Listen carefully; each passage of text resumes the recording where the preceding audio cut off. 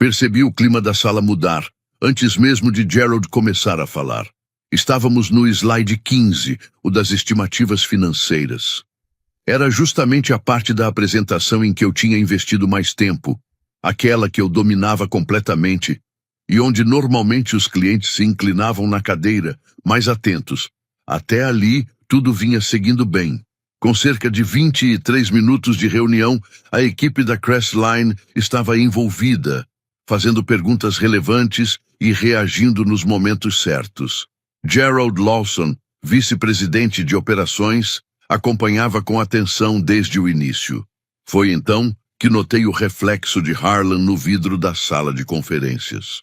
Ele se mexeu na cadeira e se inclinou em direção a Gerald. O que ele disse foi rápido, algo em torno de 10 segundos, mas suficiente para eu perceber a expressão de Gerald mudar ali, na hora. O interesse deu lugar a uma preocupação visível, que logo se transformou em algo mais frio e calculado. Ao redor da mesa, algumas pessoas da Crestline também começaram a perceber. Aos poucos, os corpos ficaram mais rígidos. Alguns olhares se desviaram. Gerald se levantou, ajeitou o paletó e evitou olhar diretamente para mim. Gerald afirmou que, diante do que foi apresentado, a Crestline precisaria reavaliar a continuidade do contrato internamente. A sala ficou em silêncio. Nem o ar-condicionado parecia fazer barulho. Posso perguntar o motivo? Minha voz saiu mais firme do que eu esperava. Gerald hesitou por um instante e olhou para Harlan antes de responder. Seu supervisor levantou algumas preocupações. Segundo ele, existem dúvidas sobre a sua consistência. Em um projeto desse porte, isso pesa bastante. Mas essa avaliação ainda vai passar por validações internas antes de qualquer decisão definitiva. Harlan então se levantou. Ajustou a gravata com calma, chamando atenção de forma sutil, como quem já está acostumado a esse tipo de situação. Eu tentei te alertar, Dale. Ele manteve um tom controlado. A liderança já vinha com algumas dúvidas, mas eu insisti para que você tivesse essa oportunidade. Balançou a cabeça levemente, com uma expressão de decepção medida, quase ensaiada. É uma pena ter chegado a esse ponto. Harlan já tinha fama de ser duro em reuniões, principalmente quando estava sob pressão por resultados. Ainda assim, a forma como ele conduzia aquilo parecia cuidadosamente calculada. 7 pessoas estavam me observando. Fechei o laptop e peguei minha bolsa com calma. Por dentro, eu queria sair dali o mais rápido possível, mas forcei meus movimentos a desacelerarem. Não ia dar a ele o gosto de me ver perder o controle. Quando cheguei à porta, parei por um segundo. Olhei primeiro para Harlan, depois para Gerald. Depois você confere sua caixa de entrada. Tem material lá que vocês vão querer ver com calma. Não esperei resposta. Saí e deixei a porta se fechar. Mas antes que ela encostasse completamente, segurei por um instante. Harlan já estava pegando o celular, rápido demais para quem tinha demonstrado tanta confiança até então. Era esse tipo de detalhe que começava a mostrar mais do que ele queria. Meu nome é Dale Mercer. Tenho 57 anos. Sou gerente sênior de desenvolvimento de negócios e trabalho na mesma empresa há 14 anos. A conta do Crestline Manufacturing Group girava em torno de 2.040.000 por ano e era, sem dúvida, o maior negócio da minha carreira. Faltavam 3 anos para a minha aposentadoria planejada. Eu queria encerrar esse ciclo com algo relevante. Aquilo deveria ser esse momento. Parado no corredor, respirei fundo. O jogo ainda não tinha acabado. Eu só precisava manter a cabeça no lugar. Deixa eu voltar alguns meses. Harlan Cross assumiu como vice-presidente do departamento depois de uma carreira em um dos nossos principais concorrentes. A reputação dele já era conhecida. Focado em reestruturação, entregava resultados e tinha histórico de montar equipes eficientes. Nossa CEO, Paula Whitfield, demonstrava claramente satisfação com a contratação. Na primeira conversa que tivemos, ele analisou meu portfólio, fez perguntas bem direcionadas e disse que eu era exatamente o tipo de profissional que ele queria ter por perto para fortalecer o time. Acreditei nisso por pouco tempo. O primeiro sinal apareceu em uma reunião estratégica com a liderança. Eu tinha passado semanas preparando uma análise de mercado voltada para um segmento da indústria que ainda não estava sendo explorado pela maioria dos concorrentes. Os dados eram consistentes. A oportunidade fazia sentido. Mostrei tudo para Harlan no dia anterior. Ele disse que eu deveria apresentar, mas não foi o que aconteceu. Ele começou a reunião antes que eu tivesse a chance. Apresentou toda a análise como se fosse dele. Pesquisa, dados, segmentação, conclusões, tudo. Quando terminou, olhou para mim com naturalidade. Dale, acho que você tinha algo a complementar. Naquele momento, eu sabia que podia dar errado, mas também sabia que não tinha espaço para confronto direto ali. Sem provas, diante de uma sala que acabava de ver o novo vice-presidente ser elogiado pela CEO, qualquer reação minha soaria como ressentimento. Apresentei um material alternativo que eu tinha preparado e passei o restante da reunião ouvindo os elogios direcionados a ele. Naquela noite, tentei racionalizar. Talvez tivesse sido pontual, um mal-entendido. Não era. Com o passar das semanas, um padrão começou a aparecer. Não foi imediato. Houve dúvidas, pequenas fricções e situações difíceis de explicar. Projetos sob minha responsabilidade começaram a enfrentar obstáculos que antes não existiam. Recursos prometidos deixavam de aparecer. Informações importantes chegavam atrasadas, tarde o suficiente para comprometer prazos que eu nunca tinha perdido em 14 anos. E toda vez que algo dava errado, Harlan surgia com uma solução pronta e levava o crédito. Minhas ideias eram descartadas em reuniões, sem muita discussão. Semanas depois voltavam, levemente ajustadas, sendo apresentadas por ele, e dessa vez, aprovadas. Quando tentei conversar diretamente, ele mantinha um tom calmo, quase cordial, e sugeria que eu poderia estar confundindo a sequência dos acontecimentos. No quarto mês, minhas avaliações começaram a mudar. Depois de 14 anos com desempenho consistente, começaram a surgir observações sobre comunicação e estabilidade. Justamente os pontos que sempre foram meus diferenciais. Pensei em sair. Faltavam 3 anos para minha aposentadoria. Eu não precisava entrar em um conflito político desgastante com alguém claramente mais experiente nesse tipo de jogo. Ir embora seria o caminho mais simples, mas algo não fechava. A repetição dos problemas não parecia aleatória. O padrão era preciso demais. Os recursos sumiam exatamente quando eu mais precisava. Os prazos mudavam o suficiente para me prejudicar, mas não a ponto de parecer algo intencional. As ideias voltavam, sempre depois de serem descartadas. Aquilo não era coincidência, era estratégia. Certa noite, já quase 5 meses depois, eu estava trabalhando até mais tarde. O escritório estava praticamente vazio. Foi quando Roy Pittman apareceu, diretor de TI. 16 anos de empresa. Alguém que já tinha visto muita coisa acontecer ali dentro. Não éramos próximos, mas havia respeito. Ele parou ao meu lado, olhou em volta e falou mais baixo. Você ainda está aqui, Dale? Pelo visto, ele ficou em silêncio por um momento. Já vi isso antes. Mudam os nomes, mas o roteiro é o mesmo. Um líder novo chega, identifica quem pode se destacar demais e começa a enfraquecer essa pessoa aos poucos. Isola, corta suporte, deixa pequenos problemas se acumularem. Quando a reputação começa a ser afetada, o resto acontece sozinho. Ele fez uma pausa antes de continuar. Harlan já usou esse mesmo padrão em outras empresas. O pessoal de TI troca informação. A gente vê esse tipo de coisa nos registros.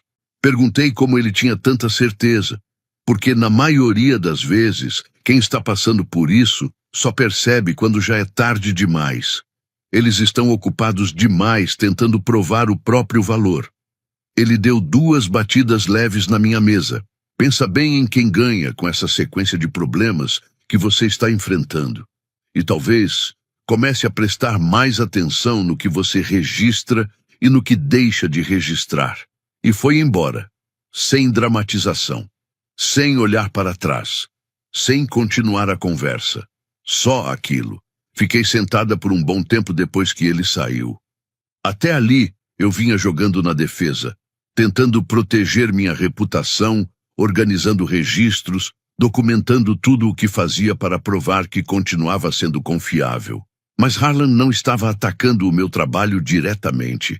Ele estava mexendo com a forma como as pessoas enxergavam esse trabalho. E isso mudava tudo. Não se muda a percepção mostrando planilhas. Percepção muda quando as pessoas vivem experiências que contradizem aquilo que ouviram. Foi ali que parei de pensar em me defender e comecei a pensar em como vencer de verdade. O plano tinha 2 partes e exigia mais paciência do que eu gostaria de ter. A primeira era sobre registros. Na manhã seguinte, comecei a copiar Roy em todas as atualizações de projeto que eu enviava. Relatórios de andamento, pedidos de recurso, confirmações de prazo, qualquer comunicação ligada a entregas.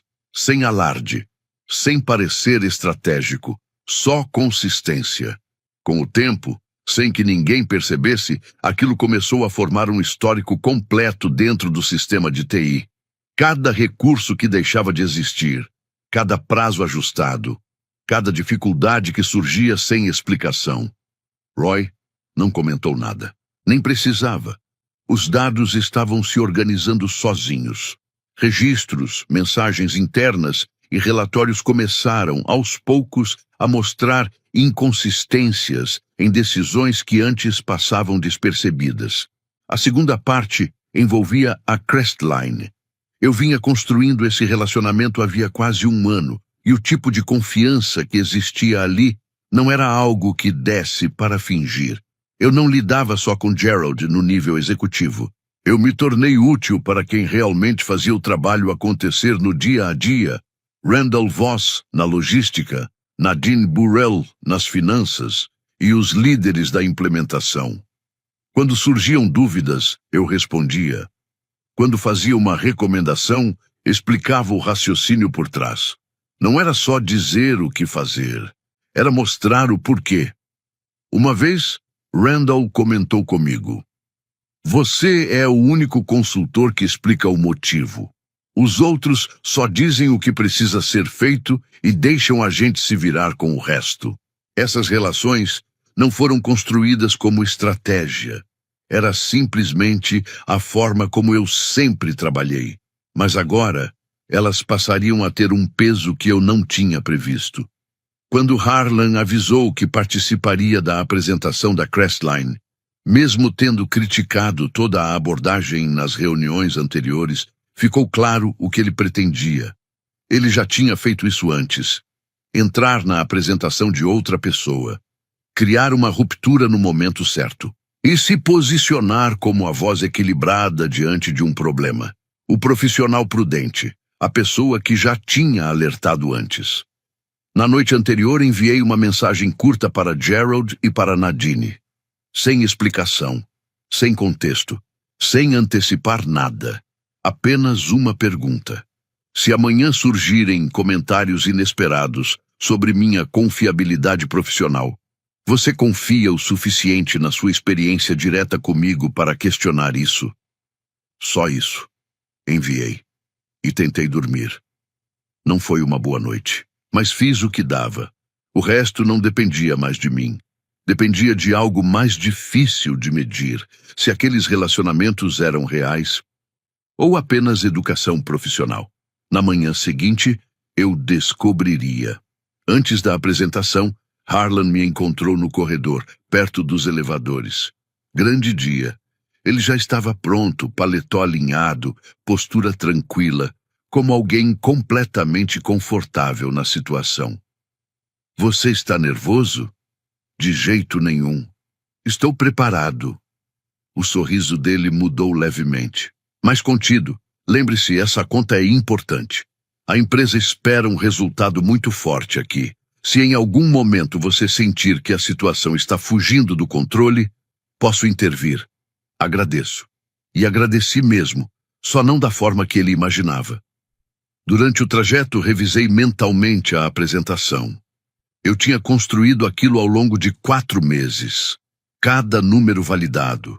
Cada estimativa pensada para aguentar questionamentos. Cada parte organizada para conduzir naturalmente até o ponto mais importante, o slide 15.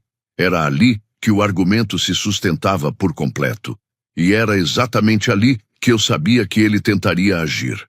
Os primeiros 20 minutos seguiram como planejado. A equipe da Crestline estava envolvida. Gerald fazia perguntas que mostravam que estava acompanhando o raciocínio. Randall cruzou meu olhar uma vez e fez um leve sinal positivo.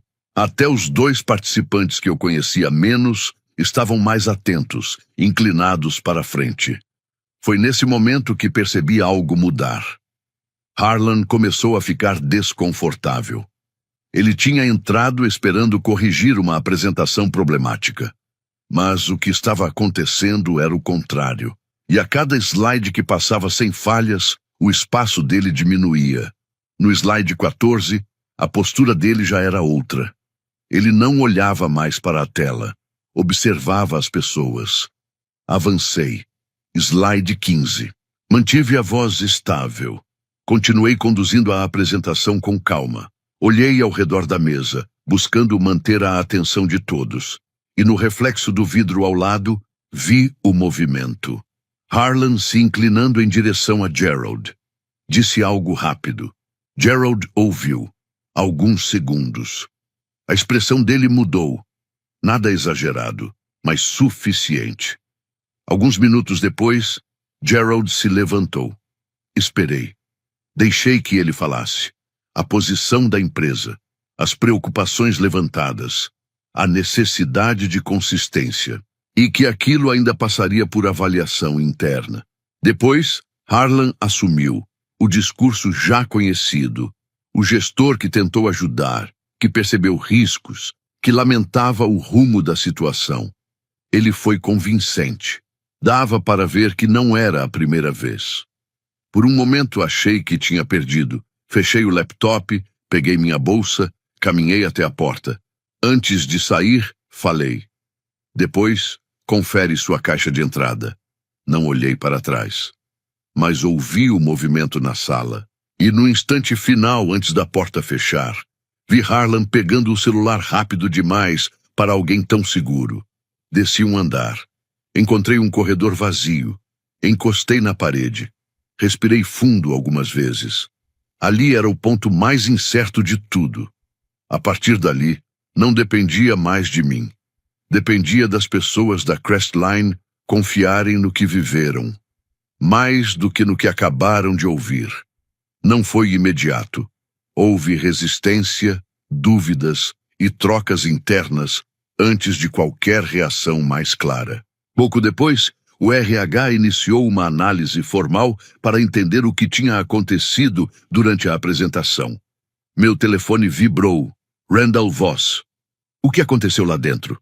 Metade do pessoal de operações começou a mandar mensagem para o Gerald. Vamos marcar uma reunião urgente amanhã cedo. Você precisa ver isso. Ele enviou as capturas. Uma discussão intensa começou a surgir nos canais internos da Crestline. Não de uma vez, mas crescendo. Aos poucos, algumas pessoas começaram a questionar o que tinha sido dito na reunião. Gente que tinha trabalhado comigo ao longo do último ano. Gente que conhecia, na prática, como eu operava. Eles não estavam me defendendo por obrigação, nem porque alguém pediu. Era outra coisa. A versão que tinham acabado de ouvir simplesmente não batia com a experiência que eles tiveram comigo. Randall iniciou tudo com uma mensagem simples para a equipe de operações. Alguém aqui já viu o Dale agir de forma inadequada? Porque eu trabalho com ele há 11 meses e, sinceramente, não parece que estamos falando da mesma pessoa. As respostas começaram a aparecer rápido, mas a mensagem que realmente mudou o rumo veio de Nadine Burrell, diretora financeira da Crestline. Ela raramente se envolvia em assuntos ligados a fornecedores. Isso normalmente ficava com Gerald. Ainda assim, ela enviou uma mensagem direta para ele e para toda a equipe executiva da Crestline, sem rodeios. Trabalhei com Dale em 3 iniciativas diferentes ao longo do último ano. Em todas elas, suas análises foram consistentes. A comunicação sempre foi clara e o acompanhamento constante. O que foi dito naquela sala hoje não condiz com a experiência que tivemos com ele. Sugiro que essa decisão seja pausada até entendermos melhor o cenário completo. Na mesma noite, Gerald marcou uma reunião formal de alinhamento para as 9 da manhã. Lena Winters me ligou pessoalmente. As 2 equipes de liderança estariam presentes, completas. Li a mensagem de Nadine 2 vezes. Depois, deixei o celular de lado e fiquei em silêncio por um momento. Durante 8 meses, fiquei me perguntando se tinha interpretado tudo certo. Se os relacionamentos que construí dentro da Crestline eram reais ou apenas cordialidade profissional. Se no fim, alguém se posicionaria ou se tudo seria ignorado. Nadine respondeu isso. Naquela noite, cerca de 2 horas antes de tentar dormir, organizei o registro do projeto que Roy vinha acumulando discretamente no sistema de TI nos últimos 3 meses. Eram 8 meses de histórico com data e hora. Cada solicitação de recurso, cada ajuste de prazo, cada obstáculo enfrentado. Sem acusações, sem comentários, apenas os dados, organizados em sequência. Encaminhei tudo para Paula Whitfield, com uma única linha. Contexto para a reunião de amanhã. Depois disso, fechei o laptop e tentei descansar. Por volta das 16h30 daquele mesmo dia, antes mesmo de chegar em casa, a assistente de Paula me ligou informando que haveria uma reunião de emergência na sala da diretoria. Eu, Harlan, Walter Hines, do RH, e Paula. 30 minutos. Fiz o retorno imediatamente. Quando entrei na sala, Harlan já estava lá. Parecia tranquilo. Ainda de paletó, postura relaxada, com a confiança de alguém que achava que estava lidando com uma situação sob controle. Ele me olhou rapidamente quando me sentei, fez um leve aceno com a cabeça e desviou o olhar. Paula começou direto. A Crestline pediu uma reunião formal de alinhamento amanhã, às 9 da manhã. Lena Winters entrou em contato comigo pessoalmente. Ela olhou para nós 2. Quero entender o que aconteceu naquela apresentação hoje, antes de irmos até lá amanhã. Harlan falou primeiro, não esperou o convite. Apresentou sua versão com calma, sem demonstrar tensão. Disse que havia preocupações com desempenho se acumulando há meses. Falou de um padrão de inconsistências que ele vinha tentando resolver de forma reservada. Explicou que decidiu participar da apresentação por responsabilidade com a conta, e finalizou dizendo que lamentava que a situação tivesse chegado àquele ponto publicamente. Ele sabia se posicionar. Eu já tinha visto isso antes, mas ali, na minha frente, em uma sala menor, ficou mais claro. As pausas bem calculadas, o tom controlado, que parecia mais preocupação do que acusação. A forma como tudo era apresentado como cuidado, não ataque.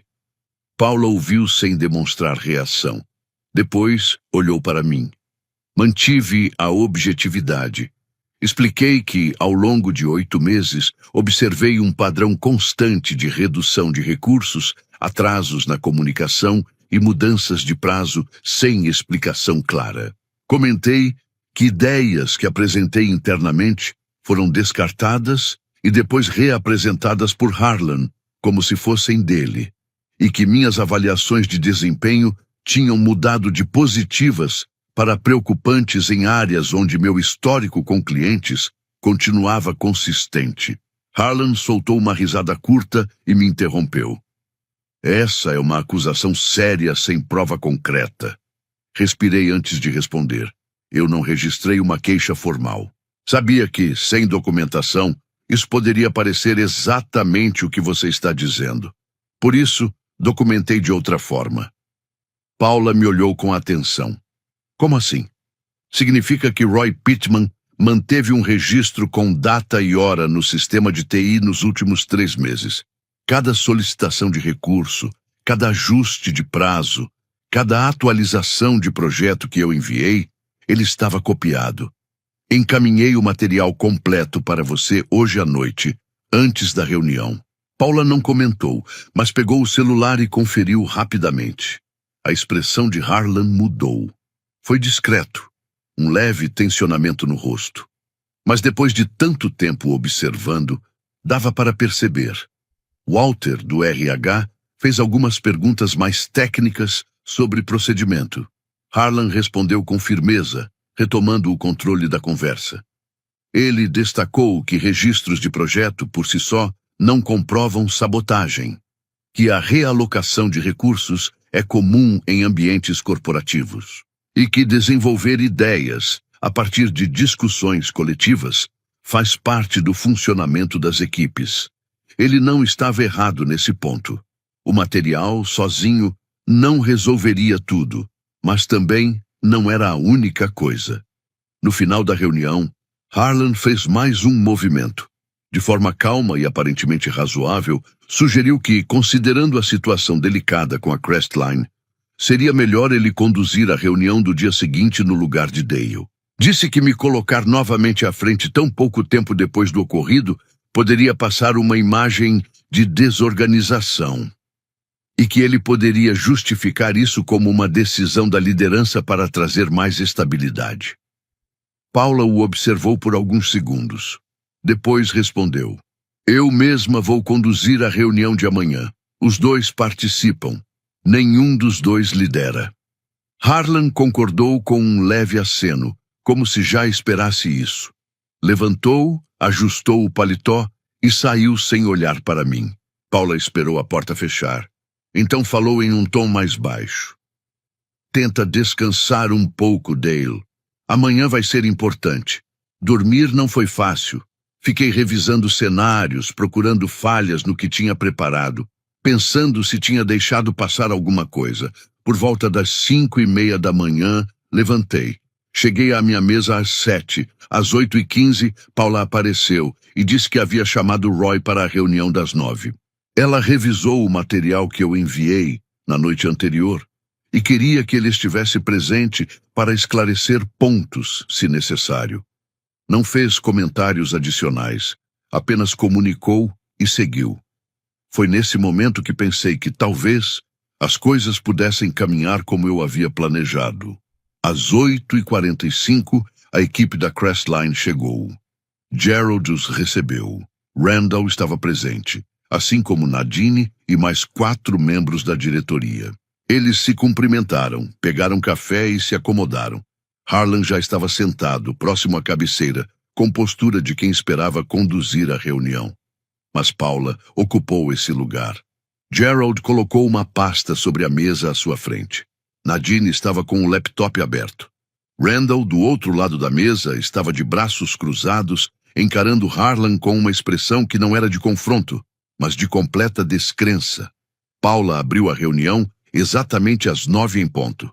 Estamos aqui porque algo aconteceu ontem que exige uma conversa direta entre as duas organizações.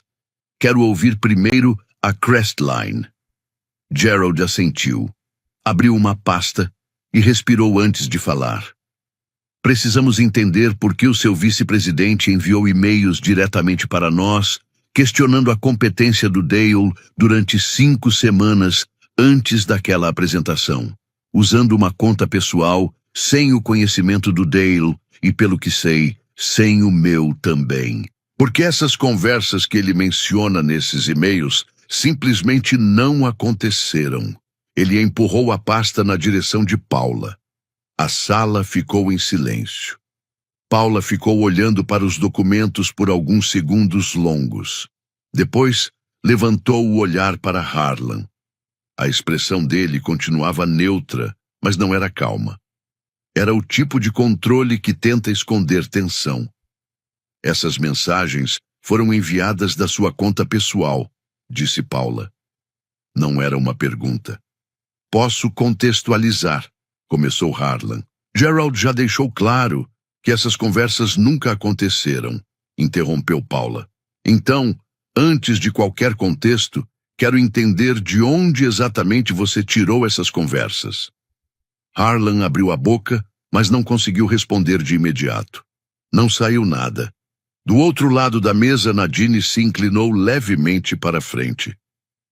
Minha leitura aqui é objetiva, disse ela com calma. Depois da reunião de ontem, eu fiz uma checagem direta com a equipe de operações. Perguntei se alguém que trabalhou com o Dale no último ano via ele como alguém não confiável. Ela abriu o laptop e virou a tela na direção de Paula. 17 respostas foram recebidas ao longo do dia. Quando analisadas em conjunto, a consistência entre elas chamava a atenção. Todas descrevem o mesmo perfil: alguém preparado, claro na comunicação e consistente na entrega. Nenhuma delas reconhece a versão apresentada ontem naquela sala. Ela fechou o laptop. Endal falou em seguida, sem ser chamado. Trabalhei com o Dale em 3 projetos este ano. Se tinha problema, ele não escondia. Ele me ligava, explicava o cenário, antes mesmo de eu perguntar. Esse não é o tipo de pessoa que se perde sob pressão. É o tipo de pessoa que resolve o que precisa ser resolvido. Harlan tentou reagir. Com todo respeito, impressões externas não mostram tudo. Existem questões internas de desempenho que um cliente não necessariamente enxerga. Então vamos olhar o que o sistema interno mostra, disse Paula. Ela fez um gesto com a cabeça para Roy, que estava na outra ponta da mesa com o laptop aberto. Roy abriu o sistema sem comentário nenhum. Só dados, registros em sequência, solicitações de recursos, mudanças de prazo, atualizações com horário marcado, tudo com registro automático do sistema corporativo. O padrão dos últimos meses estava ali, visível para qualquer um na sala. O maxilar de Harlan travou por um instante.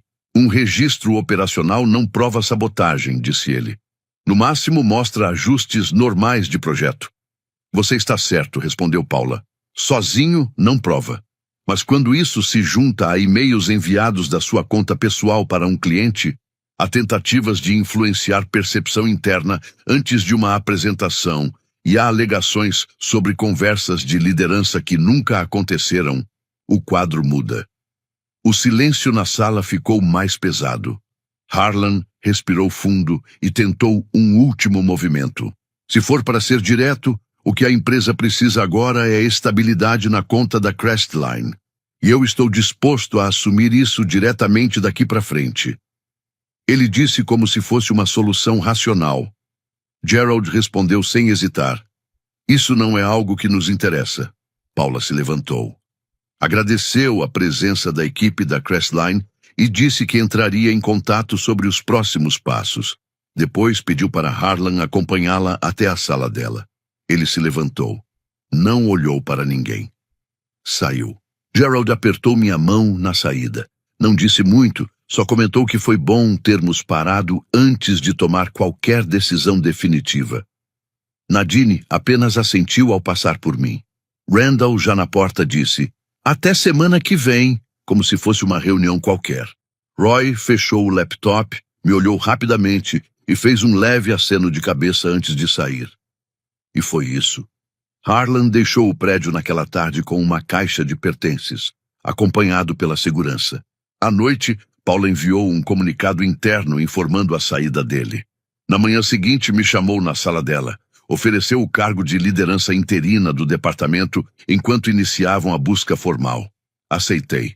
Uma semana depois, recebi uma mensagem de Roy. Curta, como sempre. Ele usava o mesmo padrão das outras empresas. Você foi a primeira pessoa que não reagiu com medo. Isso muda tudo.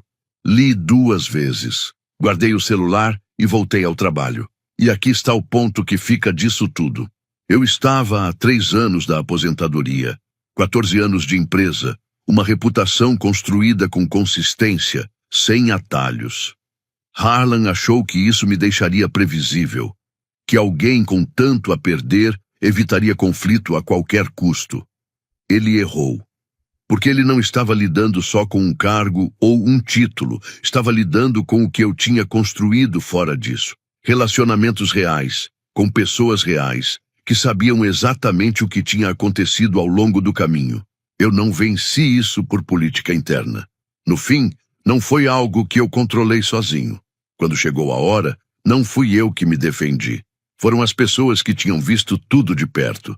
E isso faz diferença. Se tem uma coisa para tirar disso, é simples. Não gaste toda a sua energia tentando rebater cada ataque no momento em que ele acontece. Construa algo que continue falando por você quando você não estiver na sala. Porque no fim, não é quem fala mais alto que vence. É quem já construiu credibilidade suficiente para não precisar gritar. A história mostra que ambientes de trabalho não são apenas estruturas técnicas, mas redes de percepção, confiança e influência. Dahl não vence porque é o mais agressivo ou o mais imediato em suas respostas, mas porque entende que reputação não se constrói em um único momento, e sim em consistência ao longo do tempo.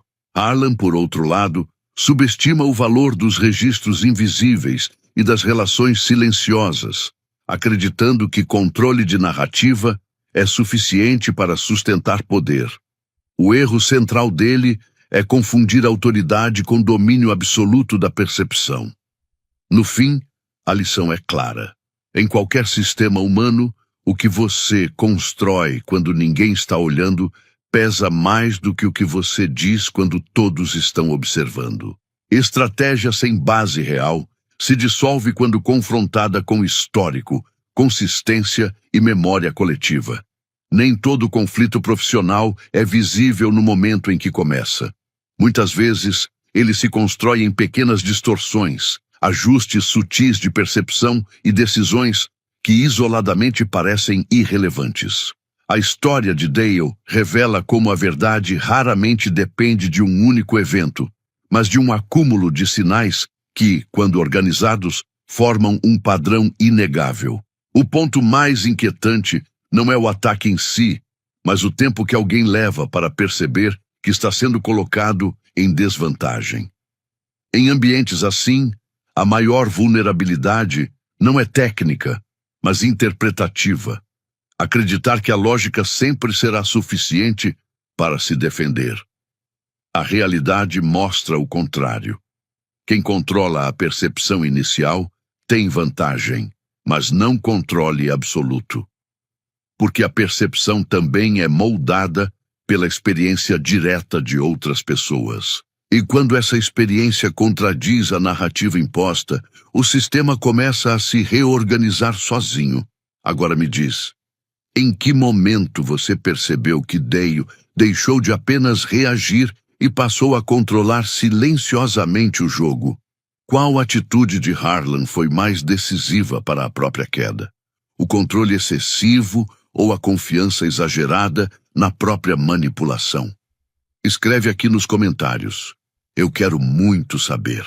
E não esquece, deixa também o seu comentário com uma classificação de 1 a 10 para mostrar o quanto você gostou, porque assim eu consigo trazer mais vídeos que sejam interessantes para você. Se essa história te fez refletir sobre poder, estratégia e reputação, deixa o like e se inscreve no canal para não perder as próximas narrativas. Porque aqui cada história é um jogo onde nada é o que parece no começo. A chuva tamborilava nas janelas do escritório de Bradford Cole enquanto ele empurrava meu pedido de promoção pela mesa de mogno, como se aquilo fosse algo indesejado.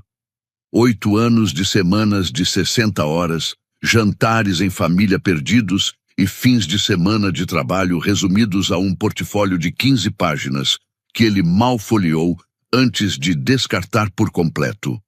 Aprecio sua dedicação, Preston, disse Bradford, ajeitando seu diploma de MBA de Harvard na parede atrás dele. Mas após uma análise cuidadosa, não acredito que você esteja pronto para a alta gerência. Talvez possamos reavaliar isso em 1 ou 2 anos. quando você tiver desenvolvido uma visão de liderança mais atual. Visão de liderança mais atual. Ele tinha 34 anos e estava ali havia 18 meses. Eu já gerenciava operações complexas há anos antes mesmo de ele colocar os pés nesta empresa. Mantive minha expressão neutra, como aprendi na Marinha. 20 anos de serviço militar ensinam a controlar cada reação, principalmente quando alguém mais novo acredita entender mais do que quem já viveu aquilo na prática. O mesmo se aplicava ali. Entendi. Obrigado pelo retorno. Ótimo que estamos alinhados, respondeu Bradford, já olhando o celular. O contrato com a Patterson precisa da sua atenção hoje. O coronel pediu detalhes atualizados dos sistemas hidráulicos. Recolhi meus documentos e saí daquele escritório com a certeza de que algo tinha mudado profundamente. Não nele, em mim. Meu nome é Preston Hayes. Tenho 48 anos e até aquela reunião eu era o gerente de operações mais confiável que a Titan Manufacturing já teve. Não o mais visível, nem o mais bem pago, mas o profissional que mantinha contratos de defesa no valor de 18 milhões de dólares funcionando sem falhas, enquanto outros levavam o crédito. Entrei na Titan 8 anos atrás, depois que meu tempo na Marinha terminou e minha vida desmoronou. Linda, minha esposa por 15 anos, havia perdido a luta contra o câncer. Connor tinha 9 anos e perguntava por que a mãe não voltava para casa. Eu precisava de estabilidade, bons benefícios e um horário previsível para poder cuidar do meu filho. A Marinha me formou como engenheiro hidráulico em submarinos nucleares. Você aprende rápido que a atenção aos detalhes não é apenas sobre eficiência. É sobre manter todos vivos. Quando os sistemas falham a centenas de metros de profundidade, não existe pedir ajuda. Ou você resolve corretamente na primeira tentativa, ou pessoas morrem. Essa mentalidade me acompanhou na indústria civil, mesmo que as consequências não fossem tão extremas. A Titan era um verdadeiro caos quando comecei. O gerente anterior havia saído sem aviso após um conflito com a diretoria, levando consigo todo o conhecimento acumulado. A documentação estava desatualizada, os procedimentos eram inconsistentes e o acesso aos sistemas críticos era mal gerenciado. Os contratos de defesa estavam em risco, os clientes cogitavam cancelar e ninguém sabia exatamente como resolver. Passei meus primeiros 6 meses trabalhando 14 horas por dia, reconstruindo e entendendo cada processo do zero e reorganizando toda a operação. Ficava até tarde analisando planilhas e reconstruindo históricos de clientes. Criei guias detalhados para cada processo, manuais organizados e procedimentos de segurança, além de planos de manutenção bem definidos. Tudo estruturado como na Marinha, onde o cumprimento correto de cada etapa fazia toda a diferença. O contrato com a Patterson era a base da empresa, sistemas hidráulicos para veículos militares. Construí esse relacionamento do zero, aprendendo cada detalhe técnico, cumprindo prazos extremamente exigentes e até viajando por conta própria para as instalações deles na Virgínia para resolver situações quando os engenheiros travavam em algum problema. O coronel Patterson passou a me solicitar diretamente para discussões técnicas, porque, nas palavras dele, Hayes entende os requisitos militares, não apenas a teoria da engenharia. O pai de Bradford, o CEO William Cole, mal tinha conhecimento desses sistemas. E por que teria, se tudo funcionava perfeitamente sob minha responsabilidade? Bradford participou de poucas reuniões com a equipe da Patterson, geralmente apenas para aparecer nas fotos e assumir o crédito durante apresentações para o conselho. Todas as manhãs, eu chegava à fábrica às 6h30, 1 hora antes do início oficial, para fazer uma ronda no chão de fábrica e identificar falhas antes que se tornassem graves. Meu superior no submarino sempre dizia que profissionais não esperam pelo momento ideal. E ele estava certo. Um rolamento começando a desgastar. Uma linha hidráulica sob tensão, temperaturas levemente fora do padrão. Detectar cedo evitava paralisações. Se você deixasse passar, acabaria tendo que explicar a coronéis irritados por que os equipamentos não estavam prontos. Todas as noites, eu enviava relatórios completos para Bradford com o status da produção, indicadores de qualidade e possíveis riscos. Além disso, resolvia problemas críticos que poderiam interromper toda a operação. Os colegas sabiam que podiam contar comigo. Wesley Martinez, chefe de máquinas, costumava dizer que minha mesa era o único lugar onde os problemas realmente eram resolvidos, não apenas discutidos. Connor estava crescendo, fazendo perguntas sobre faculdade, dinheiro e sobre por que eu não estava mais presente em casa como antes. Aos 17 anos, pensava em cursar engenharia, provavelmente influenciado por me ver trabalhando em projetos na mesa da cozinha enquanto eu acreditava que ele já estava dormindo. Era um ótimo aluno, jogava beisebol na escola e era o tipo de filho que enchia qualquer pai de orgulho. Mas a faculdade era cara e meu salário atual não seria suficiente para cobrir tudo. A promoção para a alta gerência representaria um aumento de $30 mil, além de melhores benefícios, o suficiente para pagar os estudos do Connor sem que ele precisasse recorrer a empréstimos. Aquilo deveria ser o nosso futuro. Na manhã seguinte à recusa de Bradford, eu estava sentado na minha caminhonete no estacionamento da Titan, olhando para o prédio ao qual dediquei 8 anos da minha vida. A chuva já tinha passado, mas o céu ainda estava cinzento, como um sinal. Foi ali que tomei uma decisão que mudaria tudo. Chega de ser invisível. No dia seguinte cheguei exatamente às 8 horas. Nem antes, nem depois. Pela primeira vez em 8 anos, fui direto para minha mesa sem fazer a ronda inicial, sem conferir sistemas, sem revisar relatórios e sem antecipar problemas. Respondi apenas aos e-mails direcionados a mim e ignorei o restante. Quando uma prensa hidráulica da linha 2 começou a emitir aquele ruído característico de desgaste nos rolamentos, não fui até lá resolver como sempre fazia. Apenas abri uma solicitação e encaminhei para o setor responsável. Decidi seguir exatamente o que estava no meu escopo.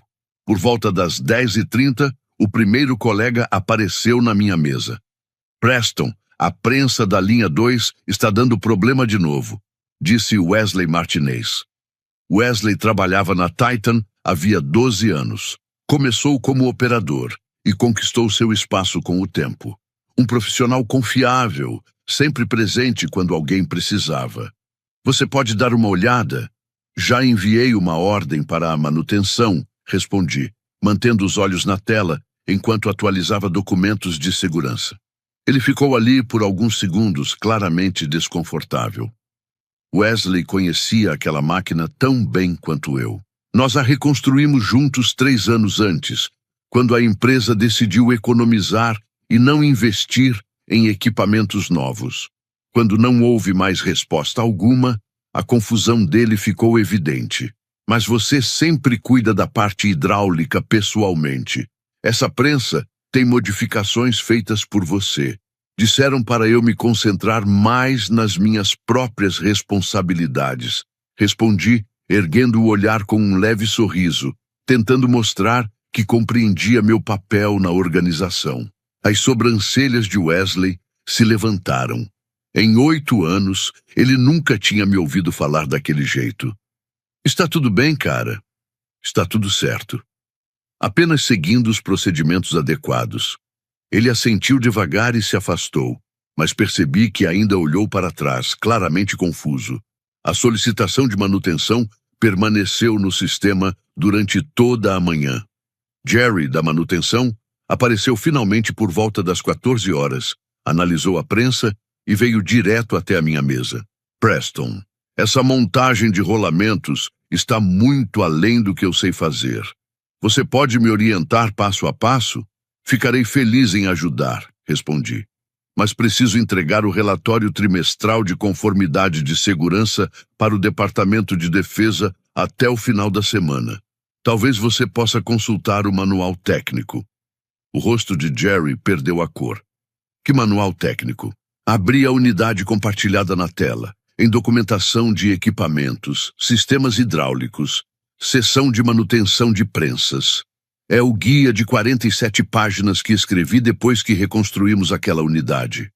Ele olhou para a tela como se estivesse diante de algo incompreensível. Jerry era um bom eletricista, mas sistemas hidráulicos não eram o seu ponto forte. Você não pode me mostrar rapidamente? Vai levar 5 minutos. Eu entendo a urgência, mas realmente não posso comprometer o prazo do Departamento de Defesa. O manual tem imagens detalhadas e orientações de solução de problemas. Tudo o que você precisa está ali.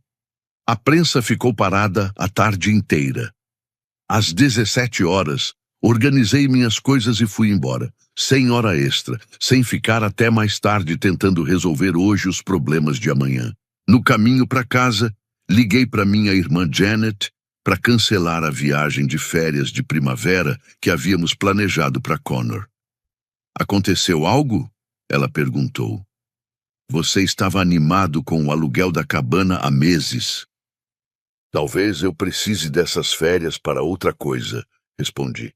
Minha situação no trabalho está mudando.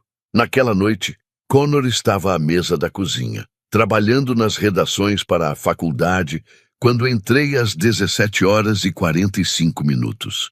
O mais cedo que cheguei em casa em um dia de semana em anos. Pai!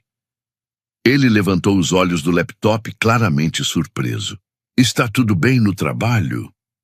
Parei por um instante, pensando em como explicar a política corporativa para um jovem de 17 anos que já lidava com a pressão das inscrições para a faculdade e os prazos de bolsas de estudo. Decidi apenas dizer que meu tempo valia mais do que eu vinha tratando, filho. Connor sorriu.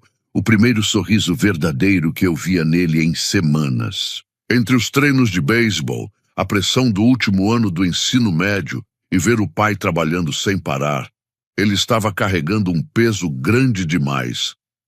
Isso quer dizer que você pode ir ao meu jogo na sexta-feira? Não perderia por nada, prometi. Em que posição você vai jogar esta semana? O treinador me colocou como interbase. Disse que meus reflexos estão melhorando. Conversamos sobre beisebol por 20 minutos.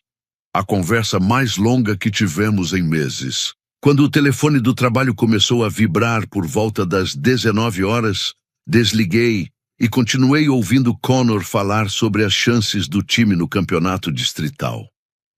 Sua mãe teria ficado orgulhosa, disse Connor em voz baixa, juntando o material da escola. De você estar aqui. Linda sempre dizia que o melhor presente que você pode dar aos seus filhos é a sua atenção.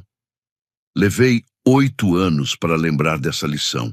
O telefone vibrou 17 vezes antes de eu silenciá-lo por completo. Na manhã seguinte, as primeiras falhas começaram a aparecer na Titan. Cheguei pontualmente às 8 horas mais uma vez e encontrei a fábrica em um estado de desordem discreta. 3 pessoas estavam reunidas ao redor da prensa parada e eu conseguia ver Bradford pela janela do escritório, gesticulando de forma agitada durante o que parecia ser uma ligação tensa. A equipe da Patterson havia enviado alterações urgentes nos detalhes técnicos hidráulicos durante a noite, mudanças que exigiam entender não apenas o que deveria ser ajustado, mas também por que o projeto original funcionava daquela forma. Bradford tentou conduzir a reunião de resposta às 7 da manhã, mas rapidamente se perdeu sem meu trabalho prévio de preparação e explicações técnicas. Onde estão os detalhes técnicos do motor da Patterson? Quais deles? Perguntei, quando ele apareceu na minha mesa por volta das 11 horas. Sua aparência, normalmente impecável, estava levemente desalinhada, com a gravata frouxa e o cabelo bagunçado. Eles estão na unidade compartilhada, respondi de forma calma, na seção de contratos de defesa da Patterson Industries. Mencionei isso na reunião do departamento no mês passado. Há centenas de arquivos ali. Qual exatamente? Abri a pasta na tela, ciente de que vários colegas estavam ouvindo.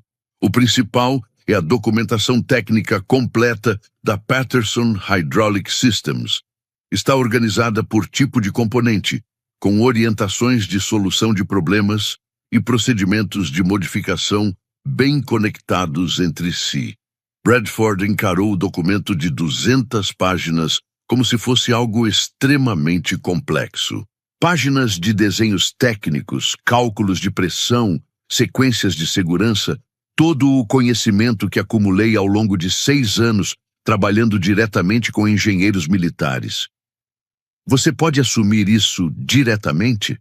A equipe do Coronel Patterson está esperando respostas. Com certeza, respondi, olhando meu calendário. Mas tenho a revisão trimestral de conformidade de segurança esta tarde. O prazo com o Departamento de Defesa termina no final da semana. O rosto dele ficou vermelho. Ele nunca havia precisado escolher entre 2 prazos críticos, porque eu sempre evitava que isso acontecesse. Isso não pode ficar para amanhã. Compreendo perfeitamente, respondi, disposto a ajudar. Quer que eu remarque o prazo de conformidade com o Departamento de Defesa? A pergunta ficou no ar. Bradford sabia que não podia pedir para ignorar um prazo federal, mas também sabia que estava completamente perdido sem o meu conhecimento técnico. Ele saiu sem responder, andando com força, os sapatos caros batendo com irritação no chão de concreto. Naquela noite, levei Connor ao treino de beisebol e permaneci assistindo, em vez de trabalhar no laptop dentro do carro. Pela primeira vez em anos, eu estava totalmente presente, vendo ele pegar bolas rasteiras, percebendo como seu corpo havia se desenvolvido e notando a confiança que ele demonstrava jogando como interbase. Boa jogada, Connor! Gritei quando ele fez uma defesa impressionante que teria deixado sua mãe extremamente orgulhosa. Ele sorriu e acenou do campo. Depois do treino, enquanto colocávamos o equipamento na caminhonete, ele disse: "Obrigado por ficar, pai. É bom ter você aqui." Eu deveria ter feito isso desde o início, filho. Quando chegamos em casa, verifiquei o celular do trabalho pela primeira vez desde as 17 horas. Havia dezenas de chamadas perdidas de vários números da empresa. As mensagens de voz iam de confusas a desesperadas, chegando perto do pânico. O sistema hidráulico da fábrica da Patterson apresentou problemas graves durante os testes da tarde. Outras 2 linhas de produção também enfrentavam falhas, todas já descritas em procedimentos que ninguém se preocupou em consultar. O relatório trimestral de conformidade para o Departamento de Defesa ainda não estava concluído. E, segundo a mensagem de Wesley, alguém do Departamento de Defesa havia entrado em contato perguntando sobre o andamento da entrega. Desliguei o telefone e dormi melhor do que em muitos meses. Na manhã seguinte, cheguei novamente às 8 horas em ponto. O ambiente na fábrica havia mudado completamente de um dia para o outro.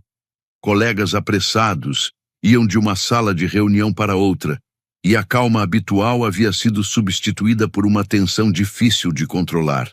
Bradford podia ser visto através da janela do escritório, gesticulando de forma intensa no que parecia ser uma chamada de vídeo com o pai. Até a assistente do CEO andava de um lado para o outro perto dos elevadores, algo que eu nunca tinha visto em 8 anos. Sentei à minha mesa e organizei com método as tarefas do dia. Primeira prioridade: concluir o relatório de conformidade com o Departamento de Defesa. Segunda: revisar os detalhes técnicos da Patterson. Todo o restante podia esperar. "Preston, onde você estava?" Wesley falou, quase em desespero, surgindo ao lado da minha mesa com os olhos arregalados e o uniforme sujo de graxa. "Está tudo desmoronando. Bradford tenta falar com você desde ontem à tarde." "Saí às 5 horas, respondi com calma, abrindo o relatório de conformidade. "Meu contrato define o horário padrão das 8 às 17 horas. Wesley me olhou como se eu tivesse dito algo incompreensível. "Mas a situação da Patterson..." Todo o sistema hidráulico falhou durante o teste de resistência. Os coronéis estavam pressionando por uma solução imediata. O que exatamente falhou? Perguntei, realmente interessado, sem sair da cadeira. Tem relação com diferenças de pressão e procedimentos de segurança sobrepostos. Ninguém consegue interpretar sua documentação sem a sua explicação. Assenti com tranquilidade. Isso está no capítulo 7 do Manual Técnico Sistemas de Alívio de Pressão de Emergência. Exige entender a sequência de falhas que eu desenvolvi para evitar danos graves no sistema hidráulico. Certo. Exatamente, Wesley respondeu, quase elevando a voz. Então você vai resolver isso. Antes que eu pudesse responder, a assistente de Bradford apareceu ao meu lado, visivelmente tensa. Preston, reunião urgente na sala de conferências A. Peguei um caderno e uma caneta e caminhei com calma até a sala, onde Bradford estava sentado com seu pai, o CEO William Cole e o coronel Patterson na tela de vídeo. Os rostos deles pareciam mais cansados, como se tivessem envelhecido de um dia para o outro. O coronel Patterson era alguém com quem eu trabalhava há 6 anos, desde quando ainda era major responsável por aquisições. Criamos um respeito profissional mútuo. Ele sabia que eu entendia a lógica militar aplicada à produção civil. A expressão séria dele no monitor deixou claro o tamanho do problema. Preston, disse William Cole, com evidente alívio. Ainda bem. Precisamos da sua ajuda com a situação da Patterson imediatamente. Sentei e coloquei o caderno sobre a mesa. Claro, senhor. Como posso contribuir? O coronel Patterson se inclinou em direção à câmera. Hayes, estamos com sistemas hidráulicos falhando nos testes de resistência em 3 protótipos de veículos. Meus engenheiros acreditam que é uma falha de projeto, mas Bradford afirma que a documentação indica que tudo deveria funcionar corretamente. A documentação está completa, respondi. Qual falha específica vocês estão observando? Picos de pressão durante frenagens de emergência. Os sistemas de segurança não estão sendo acionados como deveriam. Assenti. Trata-se de um ajuste nas válvulas de alívio de pressão. O sistema possui vários mecanismos de segurança, mas eles precisam ser configurados conforme as condições de funcionamento específicas. Isso está descrito na seção 7.3 do Manual Técnico. Bradford contraiu o maxilar, claramente irritado. Vamos ao ponto principal. Preston, o que é necessário para você resolver isso agora? O silêncio tomou conta da sala. William demonstrou surpresa, enquanto o coronel Patterson observava com atenção profissional. É uma proposta importante, eu disse, mas preciso mencionar que fui procurado pela Divisão de Defesa da Lockheed Martin. Eles me ofereceram uma posição de engenheiro sênior com um aumento relevante de salário. Aparentemente, consideram que minha experiência me qualifica para assumir funções de liderança. O ambiente ficou tenso. O rosto de Bradford perdeu a cor, enquanto William se inclinou para a frente. Você pretende sair? Perguntou William. Quando? Ainda não aceitei a proposta, respondi. Estou avaliando minhas opções. A voz do coronel Patterson soou firme pelos alto-falantes. Hayes, você é o único contratado que realmente entendeu nossas necessidades desde o início. Se a Titan não conseguir manter seus profissionais mais qualificados, teremos que reavaliar nossa parceria. Aquilo era uma medida extrema. O contrato com a Patterson não representava apenas 18 milhões por ano, mas sustentava a participação da Titan em outros projetos de defesa. Perder esse contrato significaria comprometer futuros contratos de defesa e todo o posicionamento da empresa nesse setor. William Cole parecia profundamente impactado. Preston, diga qual é a sua expectativa. Qualquer proposta da Lockheed será igualada. Não se trata apenas de dinheiro, respondi. É sobre reconhecimento, respeito e ter autoridade para colocar sistemas em prática que realmente funcionem. em vez de apenas manter estruturas problemáticas. Bradford interveio. O cliente Ellison pediu por você diretamente no mês passado. Você não pode simplesmente sair agora. Interessante, respondi. Então tive outros 4 clientes nos últimos 6 meses. Estive criando relações e resolvendo problemas, enquanto me diziam que eu não estava preparado para posições mais altas. Peguei minha pasta e coloquei uma carta de desligamento sobre a mesa. Aqui está meu aviso de 2 semanas. Vou colaborar na transição, conforme previsto no meu contrato.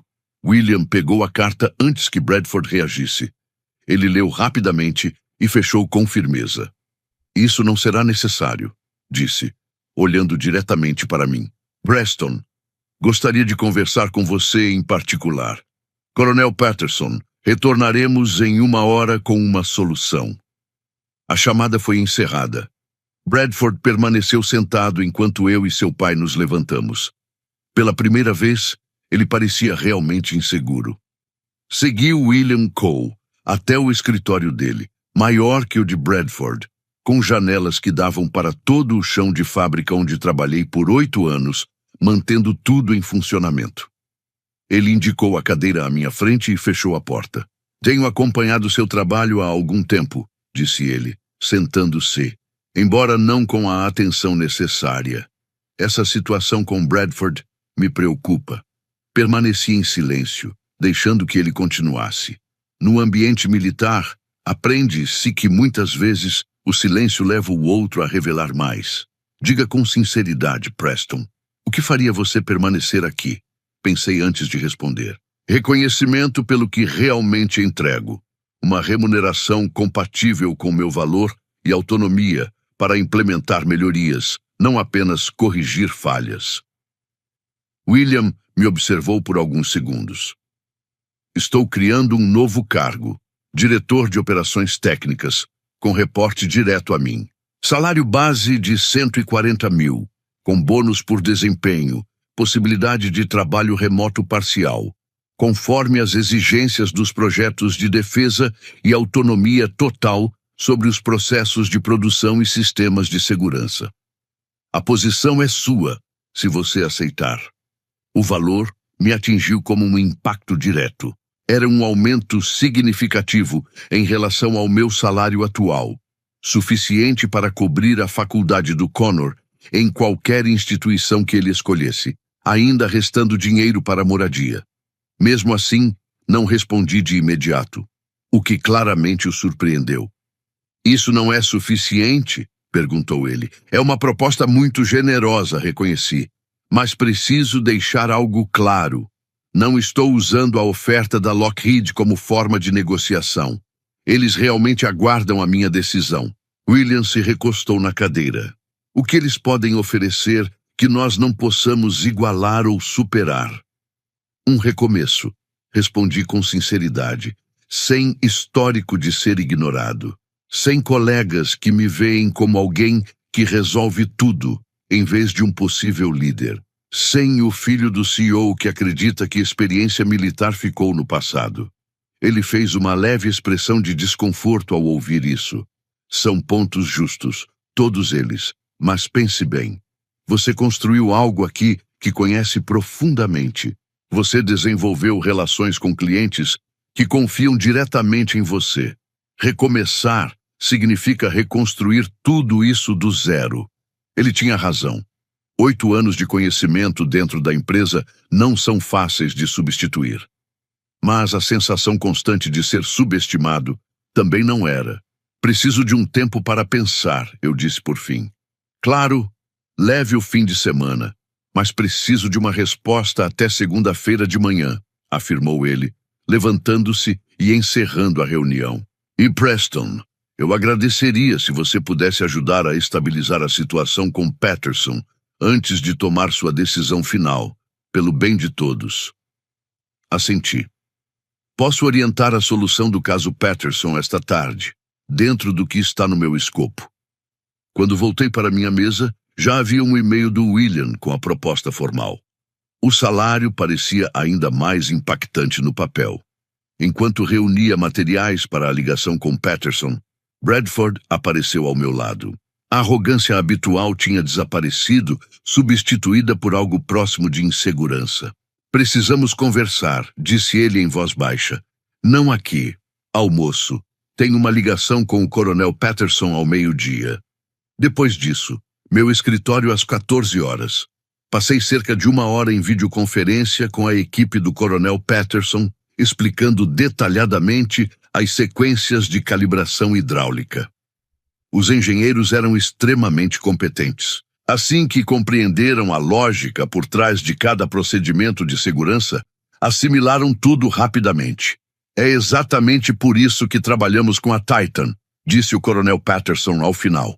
Hayes entende os requisitos militares, não apenas a teoria da engenharia. Vamos aplicar essas modificações e repetir os testes na segunda-feira.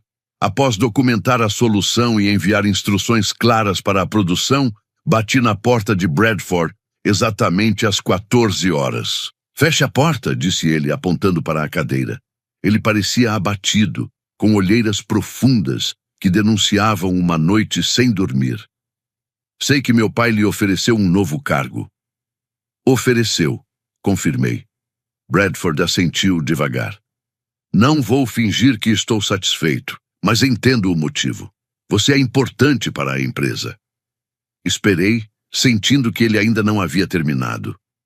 Eu te devo um pedido de desculpas, continuou, com evidente dificuldade. Confiei na sua capacidade sem reconhecê-la corretamente, nem compensá-lo por isso. Posso te perguntar algo? Claro. Quando disse que eu não estava preparado para a alta gestão, o que exatamente você achava que me faltava? Bradford se mexeu, claramente desconfortável. Você sempre foi mais técnico, mais nos bastidores. Achei que liderança exigisse mais presença, visibilidade e jogo corporativo. Então eu faço o trabalho enquanto outros aparecem? Ele demonstrou certo constrangimento. Isso é simplificar demais. Será? Perguntei. O contrato com Patterson. Quem desenvolveu a proposta técnica? Você. Mas fui eu quem apresentou. E a iniciativa de segurança do ano passado, que passou na inspeção com excelência. Quem criou? Você elaborou. Mas foi um esforço coletivo. Inclinei-me levemente. Não me faltam qualificações, Bradford. Eu apenas permiti que outros se apoiassem no meu trabalho enquanto eu permanecia invisível. O silêncio se prolongou. Se você ficar, disse ele com cautela, as coisas serão diferentes entre nós. Sim, respondi. Serão. Naquele fim de semana, Connor e eu fomos pescar no lago onde costumávamos ir com Linda. Sentado no cais, observando-o lançar a linha com paciência, pensei no que realmente importava. Pai, disse Connor, você parece diferente ultimamente. Mais leve. Eu finalmente entendi o meu valor, filho. Demorou um pouco, não foi? Vai aceitar a promoção? Sorri, olhando o reflexo do sol na água. O que você acha? Ele pensou por um instante. Aceite, mas deixe claro que eles têm sorte de ter você. Na segunda-feira cheguei cedo, às 7 horas, por escolha própria. Fui direto ao escritório de William. Aceito sua proposta, disse, com uma condição. Ele ergueu as sobrancelhas. Estou ouvindo. Bradford permanece no cargo. Substituí-lo não resolve os problemas estruturais da empresa. E não quero que minha primeira decisão como líder pareça vingança. William me observou com atenção. Isso foi inesperado e inteligente. 3 meses depois, a mudança era evidente.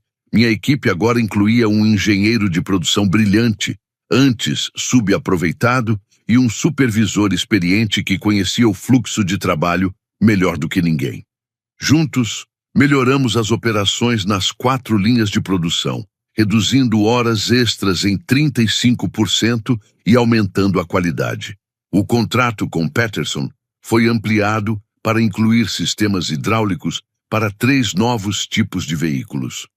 O próprio Coronel Patterson ligou para William para elogiar nosso desempenho. Bradford e eu construímos uma relação baseada em respeito. Ele cuidava da estratégia e das apresentações, enquanto eu liderava as operações técnicas. E livre de funções que não dominava, ele realmente se destacou na área de negócios. 6 meses depois, saí da Titan às 17 horas em uma sexta-feira, como parte da minha nova rotina. Connor estava em casa, com cartas de aceitação da faculdade espalhadas sobre a mesa. "E aí, pai?" perguntou. "Tudo certo", respondi, colocando minha pasta. "O programa de desenvolvimento começa no próximo mês. 15 funcionários experientes terão caminhos definidos para cargos de liderança." Connor sorriu, como sempre deveria ter sido. Exatamente. Às vezes, a resposta mais forte a ser subestimado não é provar que os outros estão errados. É criar um ambiente onde talento e experiência simplesmente não podem mais ser ignorados. A verdadeira lição dessa história está na diferença entre competência e reconhecimento. Nem sempre quem entrega mais é quem cresce mais, principalmente dentro de estruturas que valorizam hierarquia acima de resultado. O protagonista entendeu algo que muitos ignoram. Esforço sem estratégia pode ser apenas exploração disfarçada. Ao se limitar ao próprio escopo, ele não foi negligente, foi consciente. Ele deixou que o sistema revelasse suas próprias falhas sem interferir. Isso exige controle emocional, visão de longo prazo e coragem para suportar julgamentos. No mundo real, saber quando agir é importante, mas saber quando não agir pode ser ainda mais poderoso. Nem toda batalha precisa ser enfrentada diretamente. Algumas são vencidas pelo silêncio, pela paciência e pela exposição natural da verdade. A reflexão mais profunda aqui não é sobre vingança, mas sobre posicionamento.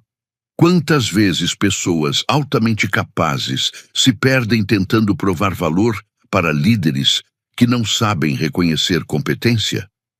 A história mostra que, em ambientes desalinhados, o talento pode ser ignorado até que sua ausência cause impacto real. O protagonista não sabotou nada. Ele apenas deixou de sustentar um sistema que dependia dele, sem admitir isso. Existe uma linha invisível entre colaboração e sobrecarga, entre protagonismo e exploração. Quando essa linha é ultrapassada, continuar entregando pode significar validar um erro estrutural. A pergunta que fica não é se ele fez certo ou errado, mas se você teria a mesma frieza para permitir que a verdade apareça sem tentar salvá-la o tempo todo. Agora me diz, em que momento você percebeu que o protagonista deixou de reagir emocionalmente e passou a agir de forma estratégica? E por que isso mudou completamente o rumo da história? Na sua visão, o erro mais crítico foi técnico ou de liderança? E qual personagem poderia ter evitado tudo se tivesse agido diferente? Escreve aqui nos comentários. Eu quero muito saber.